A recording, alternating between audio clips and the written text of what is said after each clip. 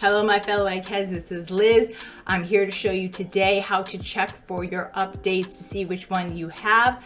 How to find your update history. I'm going to show you how to do it in PowerShell. So the first thing we're going to do is access PowerShell. And I'm going to type in for PowerShell, and I'm going to open it not as an administrator, just as a regular user, because that's all that's really needed. And the next thing I'm going to, get rid of that. And the next thing I'm going to do is, I'm going to type in get dash hotfix, like so. Hit enter. You want to get an idea of what got installed, what didn't get installed, so you can see if your updates went through. And then if you're all done and you want to go ahead and clear your terminal, that's how you do it. But anyway, from one egghead to another egghead, this is Liz signing out.